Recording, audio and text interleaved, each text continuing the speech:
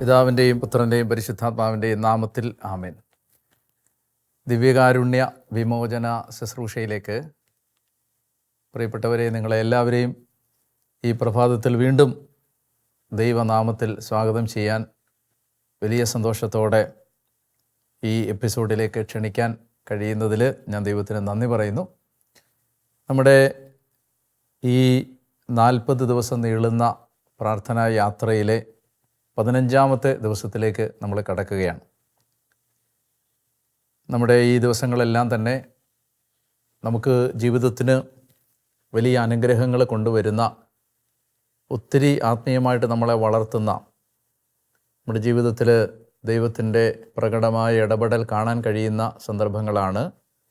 അതുകൊണ്ട് കൂടുതൽ തീക്ഷ്ണതയോടെ നിങ്ങൾ ഈ ദിവസങ്ങളെ കാണണം, ഏറ്റെടുക്കണമെന്ന് ഒരിക്കൽ കൂടി ഓർമ്മിപ്പിച്ച് ഇന്നത്തെ ചിന്തകളിലേക്ക് കടക്കുകയാണ്.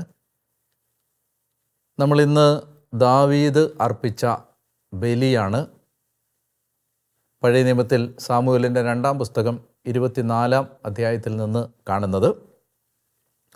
ഇതേ കാര്യത്തെക്കുറിച്ച് 1 ദിനവൃത്താന്തം 21-ാം അധ്യായത്തിലും നമ്മൾ വായിക്കുന്നുണ്ട്. ദാവീദ് ഈ ബലിയർപ്പിക്കാനുണ്ടായ പശ്ചാത്തലം എന്തായിരുന്നു? കുറേ കാലം, 40 വർഷത്തോളം ഇസ്രായേലിനെ ഭരിച്ചു കഴിഞ്ഞപ്പോൾ ദാവീദിന് ഒരു മനുഷ്യനെന്ന നിലയിൽ സ്വാഭാവികമായും തൻ്റെ നേട്ടങ്ങളെക്കുറിച്ച് ഹൃദയത്തിൽ ഒരഹങ്കാരം ഉടലെടുത്തു. തൻ്റെ വിജയങ്ങളൊക്കെ ദൈവം തന്ന സമ്മാനങ്ങളാണ് എന്നതിനപ്പുറത്ത് അദ്ദേഹം തൻ്റെ വിജയങ്ങളെ തൻ്റെ നേട്ടങ്ങളായിട്ട് കാണാൻ ശ്രമിക്കുന്നൊരു സമയത്ത് തൻ്റെ ജനസംഖ്യ എത്രയാണെന്ന് അറിയാൻ ഒരു അഹങ്കാരം കലർന്ന ആഗ്രഹം അദ്ദേഹത്തിനുണ്ടായി. അങ്ങനെ അദ്ദേഹം തൻ്റെ സൈന്യാധിപനായ യോവാബിനെയും കൂട്ടരെയും ഇസ്രായേലിൻ്റെ ജനസംഖ്യ എടുക്കാൻ അയക്കുകയാണ്. അപ്പോൾ ഇത് ദൈവത്തിന് അനിഷ്ടമായി. ദൈവകോപം ഇസ്രായേലിൻ്റെ മേൽ പതിക്കാൻ ഇതിടയായി. മനുഷ്യൻ്റെ അഹങ്കാരം വലിയ തിന്മയാണ്. പരിശുദ്ധ കുർബാനയ്ക്ക് എതിരെ നിൽക്കുന്ന പാപം എന്ന ഗണത്തിലാണ് അഹങ്കാരത്തെ നമ്മൾ കാണുന്നത്. കാരണം ദിവ്യകാരുണ്യം ദൈവം തന്നെ ഏറ്റവും ചെറുതാക്കി എളിമപ്പെടുത്തി നമുക്ക് ആത്മദാനം ചെയ്തതിൻ്റെ പ്രതീകമായതുകൊണ്ട് ദിവ്യകാരുണ്യത്തിൻ്റെ അരൂപിക്ക് എതിരായ ഒരു പാപമാണ് അഹങ്കാരം. അങ്ങനെ ഈ അഹങ്കാര പ്രമത്തനായ ദാവീദ് ജനസംഖ്യ എടുക്കാൻ തൻ്റെ കൂട്ടാളികളെ നിർബന്ധിക്കുമ്പോൾ ദൈവകോപം പതിക്കുകയും അദ്ദേഹം ചെയ്തത് പാപമാണെന്ന് അദ്ദേഹത്തിന് മനസ്സിലാവുകയും ചെയ്യുന്നു. ദൈവം ദാവീദിൻ്റെ മുമ്പിൽ 3 ഓപ്ഷനുകളാണ് വെക്കുന്നത്. ഈ പാപത്തിന് ശിക്ഷയായി ഒന്നുകിൽ 3 വർഷത്തേക്ക് നാട്ടിൽ ക്ഷാമം ഉണ്ടാകും, അല്ലെങ്കിൽ 3 മാസത്തേക്ക് ശത്രുക്കളിൽ നിന്ന് ദാവീദ് ഒളിച്ചു കഴിയേണ്ടി വരും, ശത്രുക്കളുടെ ആക്രമണം ഉണ്ടാകും. അല്ലെങ്കിൽ 3ാമത്തെ ഓപ്ഷൻ, 3 ദിവസത്തേക്ക് ജനത്തിനിടയിൽ ഒരു മഹാമാരി പടർന്നു പിടിക്കും. പാപത്തിന് തീർച്ചയായും അനന്തരഫലങ്ങളുണ്ട്. ഒരു പാപവും വെറുതെ നമ്മളെ കടന്നു പോകുന്നില്ല. കത്തോലിക്ക ദൈവശാസ്ത്രം അനുസരിച്ച് പാപത്തിന് നിത്യശിക്ഷയുമുണ്ട്, കാലിക ശിക്ഷയുമുണ്ട്. അതുകൊണ്ട് പാപത്തിൻ്റെ കാലിക ശിക്ഷ, പാപത്തിൻ്റെ നിത്യശിക്ഷ, ഇത് ഒരു മനുഷ്യൻ ഏറ്റെടുക്കേണ്ടതാണ്. അതുകൊണ്ട് തന്നെ ഈ ഒരു സന്ദർഭത്തിൽ ദാവീദ് ചെയ്ത ഈ പാപം, പ്രത്യേകിച്ച് ഈ അഹങ്കാരം, ദാവീദിന് തൻ്റെ ജനത്തിന് വലിയ ഒരു നാശവും ദുരിതവും ഉണ്ടാക്കുന്ന അവസ്ഥയിലേക്ക് എത്തിക്കുകയാണ്.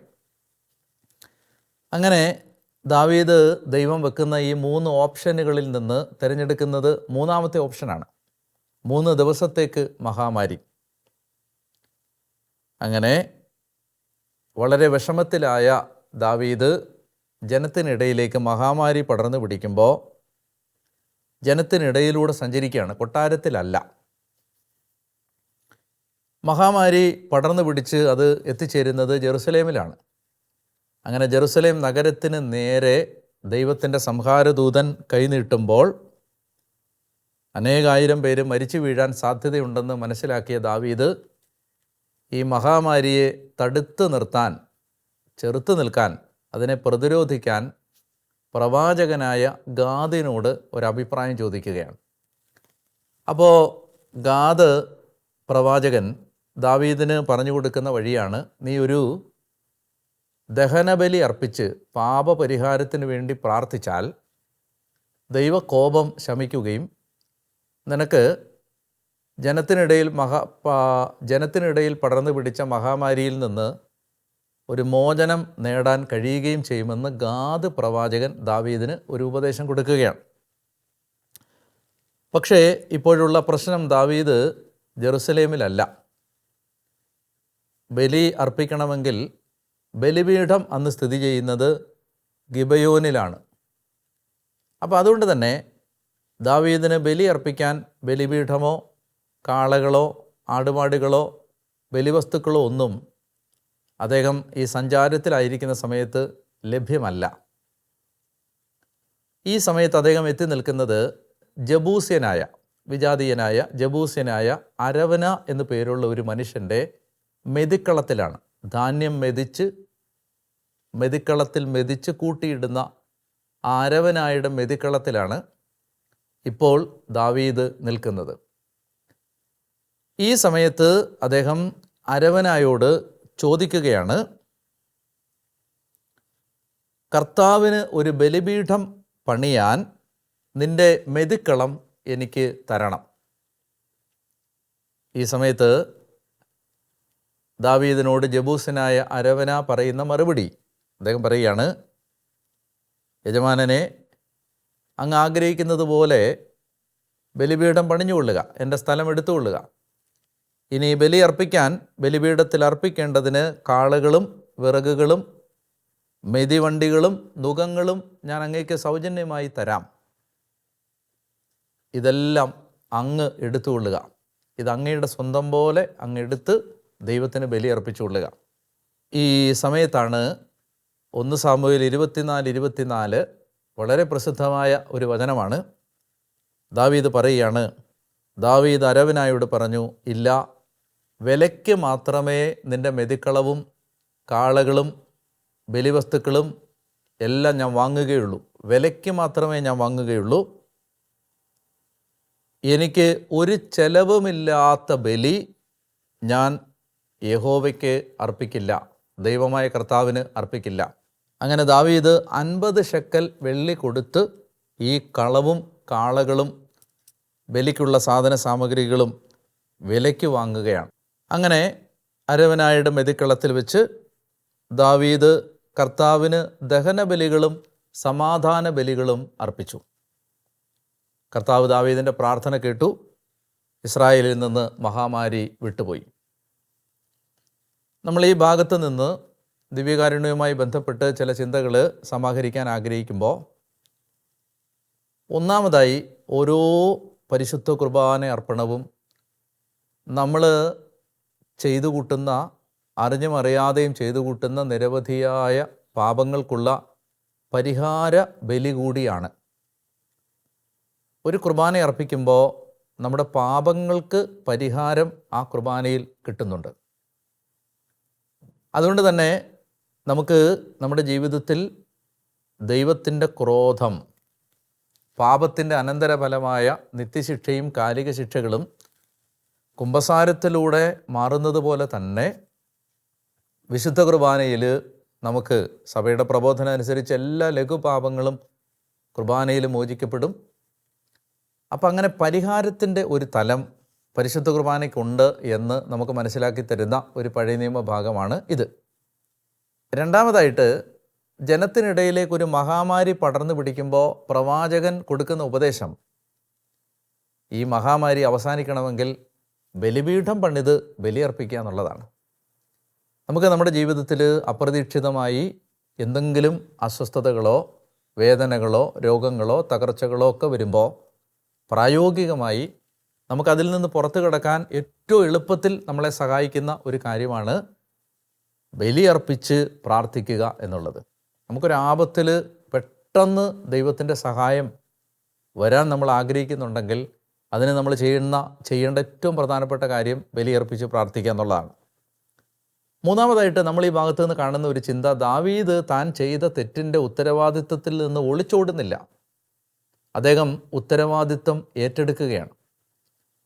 നമ്മൾ ഒരു വിശുദ്ധ കുർബാനയിലേക്ക് പോകുമ്പോൾ നമ്മുടെ ജീവിതത്തിൽ നമ്മൾ ചെയ്തിട്ടുള്ള പാപങ്ങളുടെ ഉത്തരവാദിത്വം നമ്മൾ ഏറ്റെടുത്ത് കുർബാനയിൽ പ്രാർത്ഥിക്കണം. നമ്മളെല്ലാം ദൈവം ക്ഷമിക്കും, ദൈവം എല്ലാം എഴുതി തള്ളും എന്ന് വിചാരിച്ചിരിക്കാതെ നമ്മൾ ജീവിതത്തിലെ ഓരോ പാപങ്ങളും എടുത്ത് അതിൻ്റെ ഉത്തരവാദികൾ നമ്മളാണ്, നമ്മൾ പാപം ചെയ്തതാണ് എന്ന് സമ്മതിച്ച് പ്രാർത്ഥിച്ചാൽ കുർബാന വളരെ ഫലദായകമായി മാറും. മറ്റൊരു കാര്യം, ദാവീദിൻ്റെ ആ മനോഭാവം ബലിയർപ്പിക്കുമ്പോൾ അദ്ദേഹം പറയുകയാണ്, എനിക്ക് ഒരു ചെലവുമില്ലാത്ത ബലി ഞാൻ ദൈവത്തിന് അർപ്പിക്കുകയില്ല എന്ന് പറഞ്ഞാൽ, നമ്മൾ വിശുദ്ധ കുർബാനയ്ക്ക് പോകുമ്പോൾ ലേവ്യരുടെ പുസ്തകത്തിൽ പറയുന്നുണ്ട്, ആദ്യത്തെ അധ്യായത്തിൽ തന്നെ ഉണ്ട്, ബലി അർപ്പിക്കാൻ പോകുമ്പോൾ നമ്മൾ ബലിമൃഗത്തെ കൊണ്ടുപോകണം എന്ന് പറഞ്ഞാൽ, കുർബാന അർപ്പിക്കാൻ പോകുമ്പോൾ അതിന് മുമ്പ് നമ്മളെടുക്കുന്ന ഒരുക്കം വളരെ പ്രധാനപ്പെട്ടതാണ്. തലേന്ന് വൈകുന്നേരം തന്നെ നമ്മൾ ആ കാര്യത്തെക്കുറിച്ച് മാനസികമായി തയ്യാറെടുക്കണം. നമ്മൾ ദേവാലയത്തിൽ പോകാനുള്ള വസ്ത്രങ്ങളൊക്കെ തയ്യാറാക്കി വെക്കണം. അതുപോലെ തന്നെ ദേവാലയത്തിൽ ബലിയർപ്പിക്കാൻ പോകുമ്പോൾ ബലിമൃഗത്തെ കൊണ്ടുവരണമെന്ന് പറഞ്ഞാൽ നമ്മൾ ഏത് നിയോഗങ്ങൾക്ക് വേണ്ടിയാണ് ബലിയർപ്പിക്കുന്നത് എന്നതിനെക്കുറിച്ച് നമുക്ക് ധാരണ വേണം. ഒരു കുർബാനയെ നമ്മൾ പാഴാക്കി കളയരുത്. വിശുദ്ധ കുർബാനയ്ക്ക് ഞാൻ ഇന്ന് പ്രാർത്ഥിക്കുന്നത്, ഞാൻ സാധാരണ നിർദ്ദേശിക്കുന്ന അല്ലെങ്കിൽ ഞാൻ ചെയ്യുന്ന ഒരു കാര്യം, നമ്മുടെ പ്രാർത്ഥനാ നിയോഗങ്ങളെല്ലാം ഒരു ബുക്കിലോ ഡയറിയിലോ എഴുതി വെച്ച് അതുമായി വിശുദ്ധ കുർബാനയിൽ പങ്കെടുത്താൽ അവിടെ നമുക്കൊരു കൃത്യമായ കണക്ക് കൂട്ടലുണ്ട്. ദൈവ ഇടപെടേണ്ട മേഖലകളെക്കുറിച്ച് നമ്മൾ ദൈവസന്നിധിയിൽ അത് വെക്കുന്നുണ്ട്. അത് കുറച്ച് വളരെ എഴുതി തയ്യാറാക്കി പോയാൽ അത് നമുക്ക് വളരെ ഫലദായകമായ ഒരു കാര്യമാണ്. അപ്പോൾ ഇങ്ങനെ നമ്മൾ കുർബാനയ്ക്ക് പോകാനെടുക്കുന്ന ഒരുക്കം, നേരത്തെ പള്ളിയിലെത്തുക, വിശുദ്ധ കുർബാനയ്ക്ക് മുമ്പ് തന്നെ ദേവാലയത്തിലെത്തി അല്പനേരം ശാന്തമായി പ്രാർത്ഥിച്ച് ബലിയിൽ പങ്കെടുക്കുക, ഒരുക്കത്തോടെ പങ്കെടുക്കുക, വിശുദ്ധിയോടെ പങ്കെടുക്കുക, കുമ്പസാരിച്ച് വിശുദ്ധ കുർബാനയിൽ പങ്കെടുക്കുക. ഇതെല്ലാം ഈ കാര്യത്തിനകത്ത് 2 സാമുവേൽ 24:24 ഒരു ചെലവില്ലാത്ത ബലി ഞാൻ അർപ്പിക്കില്ല എന്ന ദാവീദിൻ്റെ നിലപാട് നമുക്ക് വിശുദ്ധ കുർബാനയുമായി ബന്ധപ്പെട്ട് വലിയ ആ പാഠങ്ങൾ നൽകും. മറ്റൊന്ന്, ഇങ്ങനെ ദാവീദ് വില കൊടുത്ത് ബലിയർപ്പിച്ച ആ സ്ഥലമാണ് പിന്നീട് ജെറുസലേം ദേവാലയത്തിന് സ്ഥലം തിരഞ്ഞെടുക്കുമ്പോൾ സോളമൻ തിരഞ്ഞെടുത്ത സ്ഥലം ഇതാണ്. അരവനായുടെ ഈ മെതിക്കളമാണ്, ജബൂസിനായ അരവനായുടെ മെതിക്കളമാണ് യഥാർത്ഥത്തിൽ ടെമ്പിൾ മൗണ്ടായിട്ട്, ദേവാലയത്തിൻ്റെ മലയായിട്ട് പിന്നീട് മാറുന്നത്. അവിടെ തന്നെയാണ്, അതിൻ്റെ ആ മലയുടെ മറ്റൊരു ഭാഗത്താണ് യേശുക്രിസ്തുവിൻ്റെ കാൽവരിയിലെ ബലി നടക്കുന്നത്. യഥാർത്ഥത്തിൽ തൻ്റെ ശരീരത്തെ അപ്പമായി, ധാന്യം പൊടിച്ചുണ്ടാക്കി അപ്പമായി നൽകിയ യേശുക്രിസ്തുവിൻ്റെ ആ ബലി നടന്ന മല ഈ മെതിക്കളം തന്നെയാണ്, ഇതിൻ്റെ മറ്റൊരു ഭാഗമാണ്. ഇനി നമ്മളിവിടെ കാണുന്ന ഒരു കണക്ഷൻ, ഇസഹാക്ക് ബലിയർപ്പിക്കപ്പെടാനായി നിന്ന സ്ഥലം ഇത് തന്നെയാണ്. അബ്രഹാം ഇസഹാക്കിനെ ബലി കഴിക്കാൻ കൊണ്ടുപോയ സ്ഥലം ഇതാണ്. അതുപോലെ ദാവീദ് അരവനായുടെ മെതിക്കളത്തിൽ ബലിപീഠം പണിയുന്ന സ്ഥലം അതും സെയിം ലൊക്കേഷനാണ്. സോളമൻ ദേവാലയം പണിയുന്ന ലൊക്കേഷൻ ഇതാണ്. അതുപോലെ തന്നെ യേശുക്രിസ്തു തൻ്റെ കുരിശിലെ ബലി പൂർത്തിയാക്കിയ സ്ഥലവും ഇത് തന്നെയാണ്. അതിൻ്റെ ഒരു ജിയോഗ്രഫിക്കൽ കണ്ടിന്യൂറ്റി നമുക്ക് കാണാൻ പറ്റും. അതായത് ഒരിക്കൽ ഒരാൾ വളരെ വേദനിച്ച് വില കൊടുത്ത് ബലിയർപ്പിച്ച ഒരു സ്ഥലം പിന്നീട് ചരിത്രത്തിൻ്റെ പല ഘട്ടങ്ങളിൽ ദൈവാനുഭവത്തിൻ്റെ ആ അനുഭവം മറ്റുള്ളവർക്ക് നൽകുന്ന സ്ഥലമായിട്ട് മാറുന്നു. ഇത് നമ്മൾ ഇന്ന് ഒരു ബലിപീഠത്തിൽ, നമ്മൾ ജീവിക്കുന്ന സ്ഥലത്ത് അവിടെയുള്ളൊരു ബലിപീഠത്തിൽ ബലിയർപ്പിക്കുമ്പോൾ നൂറ്റാണ്ടുകളായിട്ട് ബലിയർപ്പിച്ച് ദൈവത്തെ ആരാധിച്ച എല്ലാ ദൈവമനുഷ്യരുടെയും പ്രാർത്ഥനയുടെ ഒരു കണ്ടിന്യൂറ്റിയാണ്, തുടർച്ചയാണ് നമ്മുടെ ഈ ബലി. അതുകൊണ്ട് അതാണ് അതിൻ്റെ വില. സഭയോട് ചേർന്ന് നമ്മൾ ഔദ്യോഗിക സഭയുടെ പ്രാർത്ഥനകളിൽ, പ്രത്യേകിച്ച് ആരാധനകളിൽ പങ്കെടുക്കുമ്പോൾ ഇത് നൂറ്റാണ്ടുകളായി പ്രാർത്ഥിച്ച മനുഷ്യരുടെ പ്രാർത്ഥനയുടെ ചങ്ങലയിലെ അവസാനത്തെ കണ്ണിയായിട്ട് നമ്മൾ മാറുകയാണ്. അങ്ങനെ ഒരു പ്രാർത്ഥനയുടെ നൈരന്തര്യം, കണ്ടിന്യൂറ്റി, തുടർച്ച നമുക്ക് ഈ ബലിപീഠത്തിൻ്റെ ആ സംഭവത്തിൽ കാണാൻ കഴിയും. ഇത്രയും കാര്യങ്ങൾ മനസ്സിൽ വെച്ചിട്ട് നമുക്ക് ദാവീദ് അർപ്പിച്ച ഈ ബലി പാപപരിഹാരത്തിൻ്റെയും അതുപോലെ വില കൊടുക്കലിൻ്റെയും ചില അനുഭവങ്ങൾ നമുക്ക് തരട്ടെ എന്ന് ഞാൻ പ്രാർത്ഥിക്കുന്നു. നമ്മളിന്ന് എടുക്കേണ്ട പുണ്യം, അല്ലെങ്കിൽ നമ്മുടെ ജീവിതത്തിൽ ഉണ്ടാവണമെന്ന് ആഗ്രഹിക്കേണ്ട പുണ്യം, നമ്മൾ ചെയ്ത അധർമ്മങ്ങളുടെ ഉത്തരവാദിത്വത്തിൽ നിന്ന് ഒഴിഞ്ഞു മാറാതിരിക്കാൻ നമ്മൾ മനസ്സുകൊണ്ട് ശ്രദ്ധിക്കണം. മറ്റൊരാളെ പ്രതി ചേർക്കുകയോ കുറ്റപ്പെടുത്തുകയോ ചെയ്ത് നമ്മൾ ചെയ്ത അധർമ്മത്തിൻ്റെ ഉത്തരവാദിത്വത്തിൽ നിന്ന് നമ്മൾ ഒളിച്ചോടരുത്. പകരം നമ്മൾ അത് എൻ്റെ പിഴ, എൻ്റെ പിഴ, എൻ്റെ വലിയ പിഴ എന്ന് പറഞ്ഞ് നമ്മൾ ആ ഉത്തരവാദിത്വം ഏറ്റെടുക്കണം. അപ്പോൾ അങ്ങനെയാണെങ്കിൽ ഒഴിവാക്കേണ്ട തിന്മ എന്താണ്? മറ്റുള്ളവരുടെ ചുമലിൽ നമ്മുടെ അധർമ്മത്തിൻ്റെ ഭാരം കെട്ടിവെക്കുന്ന ശീലം, മറ്റുള്ളവരെ കുറ്റപ്പെടുത്തി സ്വയം നീതീകരിക്കുന്ന ശീലം ഒഴിവാക്കണം. നമുക്ക് ചെയ്യാനുള്ള ഒരു ടാസ്ക്, ഇന്ന് ചെയ്യാനുള്ള ടാസ്ക് ഇതാണ്. ഇന്ന് ഉറങ്ങുന്നതിന് മുമ്പ് 5 പ്രാവശ്യമെങ്കിലും നമ്മൾ കുരിശ് വരച്ച് ദൈവത്തെ ആരാധിക്കുക. വെറുതെ അബോധമായി കുരിശ് വരയ്ക്കുകയല്ല. നമുക്ക് എപ്പോഴൊക്കെ കുരിശ് വരയ്ക്കാം? നമുക്ക് വീട്ടിൽ നിന്ന് ഇറങ്ങുമ്പോൾ, വിശുദ്ധ ജോൺ ക്രിസോസ്റ്റം പറഞ്ഞിട്ടുണ്ട്, ഒരു ക്രിസ്ത്യാനി കുരിശ് വരയ്ക്കാതെ വീട്ടിൽ നിന്ന് ഇറങ്ങരുത്. അപ്പോൾ നമുക്ക് വീട്ടിൽ നിന്ന് ഇറങ്ങുമ്പോൾ, എവിടേക്കെങ്കിലും പുറത്തിറങ്ങുമ്പോൾ കുരിശ് വരച്ച് പ്രാർത്ഥിച്ച് ഇറങ്ങാം. ബൈബിൾ വായിക്കുന്നതിന് മുമ്പ് നമുക്ക് കുരിശ് വരച്ച് പ്രാർത്ഥിക്കാം. ഭക്ഷണം കഴിക്കുന്നതിന് മുമ്പ് നമുക്ക് കുരിശ് വരച്ച് പ്രാർത്ഥിക്കാം. ഇനി എന്തെങ്കിലും ഒരു കാര്യം ചെയ്യുന്നതിന് മുമ്പ്, വാഹനം ഓടിക്കുന്നതിന് മുമ്പ് കുരിശ് വരച്ച് പ്രാർത്ഥിക്കാം. ഉറങ്ങുന്നതിന് മുമ്പ് കുരിശ് വരച്ച് പ്രാർത്ഥിക്കാം. അങ്ങനെ ഒരു 5 പ്രാവശ്യം മിനിമം നമുക്കിന്ന് കുരിശ് വരച്ച് പ്രാർത്ഥിച്ച് കർത്താവിൻ്റെ കുരിശിലെ ബലിയെ ആരാധിക്കാനുള്ള ഒരു ടാസ്ക്കാണ് ഇന്ന് നമ്മൾ ചെയ്യേണ്ടത്. പ്രാർത്ഥന ഇതാണ്: കർത്താവേ, എൻ്റെ ഹൃദയം അങ്ങയുടെ ഹൃദയം പോലെ ആക്കണമേ. ഈശോയെ, എൻ്റെ ഹൃദയം അങ്ങയുടെ തിരുഹൃദയം പോലെ ആക്കണമേ എന്ന് നമുക്ക് പ്രാർത്ഥിക്കാം. ആരാധനയുടെ ആശീർവാദം ഇപ്പോൾ നൽകും. ഈ ആശീർവാദം സ്വീകരിക്കുമ്പോൾ നമുക്ക് ഇന്ന് പ്രാർത്ഥിക്കാനുള്ള മുഴുവൻ അഭിഷേകവും ലഭിക്കുന്നതിന് ഒരുക്കത്തോടെ നമുക്ക് ഈ ആശീർവാദം സ്വീകരിക്കാനായിട്ട് ഒരുങ്ങാം.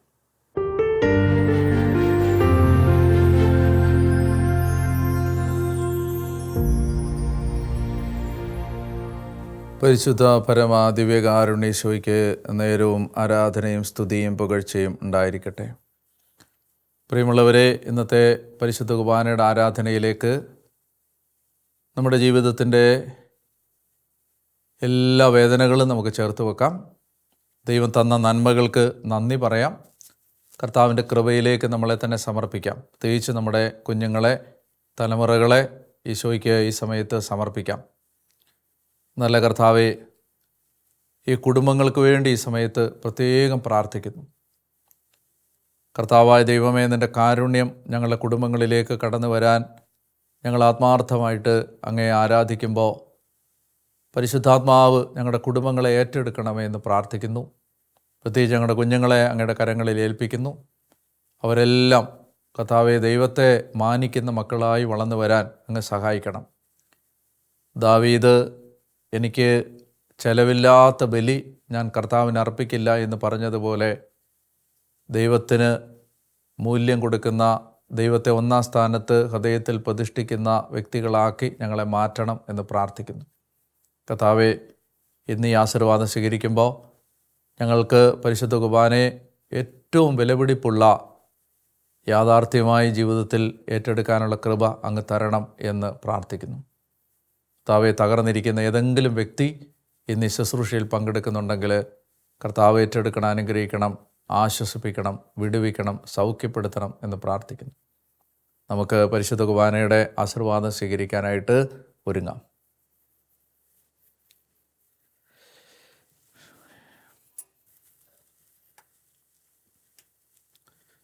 സർവശക്തനും കാരുണ്യവാനുമായ കർത്താവ് നിങ്ങളുടെ കുടുംബങ്ങളെ അനുഗ്രഹിച്ച് ആശീർവദിക്കട്ടെ. കർത്താവിൻ്റെ കാരുണ്യം നിങ്ങളുടെ കുടുംബങ്ങളിലും തലമുറകളിലും ഒഴുകി ദൈവം നിലയ്ക്കാത്ത അനുഗ്രഹം കൊണ്ട് നിങ്ങളുടെ തലമുറകളെ ആശീർവദിക്കട്ടെ. കർത്താവായ യേശു തൻ്റെ പരിശുദ്ധ രക്തത്താൽ നിങ്ങളുടെ കുടുംബത്തിൻ്റെ സകല വേദനകളും രോഗങ്ങളും തകർച്ചകളും ഭാരങ്ങളും ഏറ്റെടുക്കട്ടെ. ഈ ആശീർവാദത്തിലൂടെ കൂടുതൽ ദിവ്യകാരുണ്യ സ്നേഹമുള്ളവരായി മാറാൻ ഈശോ നിങ്ങളെ സഹായിക്കട്ടെ. കർത്താവായ യേശുവിൻ്റെ വിലയേറിയ ശരീരത്തിൻ്റെ അനന്തമായ യോഗ്യതകളാൽ തന്നെ ആമേൻ. പരിശുദ്ധ പരമ ദിവ്യകാരുണ്യ ഈശോയ്ക്ക് എന്നേരവും ആരാധനയും സ്തുതിയും പുകഴ്ചയും ഉണ്ടായിരിക്കട്ടെ.